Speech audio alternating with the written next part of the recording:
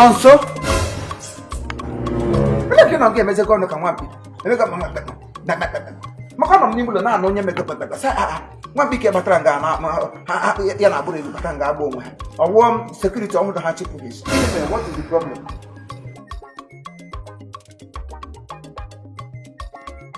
chief wono kuna na ga okay chief na nri Ali ready CJ ego emege visa. Nse ke kamera ge se mbane ho onye mage kini mra. What happened? I actually gave the money to my friend in Cyprus to process my visa for me. But could you believe up to today? Chief, up to today, I've not heard from him.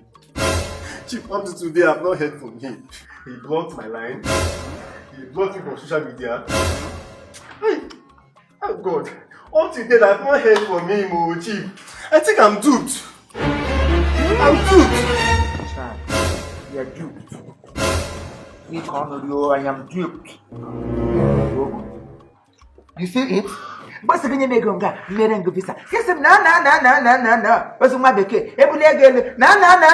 Every Tatagala, we better. You may go make a visa, get him no. Now one them pagan kishibu, Anyapera. To kwache remre na mbo bra mecha nwe witlo from witlo ya ma chere from a chere ibia dan ya no mere go visa ngwalele no gbele onye ibida akwa ihe niile akola gị n'isi gba we are here lamenting they block your Facebook block your social media ma mgbe nta ya were cement ego ya were ze block de kwasa gị n'ilu ibe ke iru ate ihe m ga amasị no ga na achizi gochi o sepụlụ wade na achi aba ọchịchị kpoge niile. I told you about Sidolf Global International. Sidolf Global International with the agency ndị na-emere ndị mmadụ visa eji abịa Cyprus, Northern Cyprus for that matter. You came on that topic.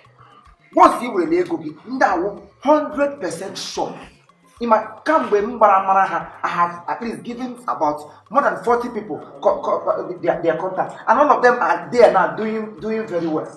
If I got Mako Waka, most of the take on the other can be even on a other Bible. Yes, I want them packing cable maggot, don't name visa. Now look at it. They have duped you. And by now, you was sitting on a Cyprus. You was sitting on a Cyprus, either you are schooling or you are doing business or one thing or the other. Get them back. Now look at you crying. Who laugh last now? I have a reliable source. If you have contacted Sidolf Global International, ke CEO yawo Kinsili onye kachi obeta. Oke nwamru n'Enugu State. Oke huna fotie. Oke huna nke awo ihe na eme na hide. It's not a hanky panky business tycoon international business incorporation. Onye ọbụla chọrọ ịbịa Cyprus, Northern Cyprus for that matter. Onye ọbụla chọrọ ịbịa, ị chọrọ ịga school, ị chọrọ ibido ọrụ, ị chọrọ any type of business you want to do over there.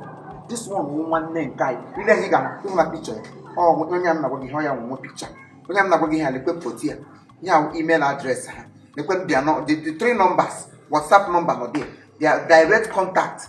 Nke asịrị nga akọrọla mmadụ. Ndị awụ tested and okay. So try Sidolf Global International for your visas. Then come and thank Chiefimo later. Work and go back and make money. Then go and connect to Sidolf Global International. Lekwe Cyprus. Voilà. Some They allow some Is it going What can Singapore guy my baby where you get back and move! Security! Push him aside, help package.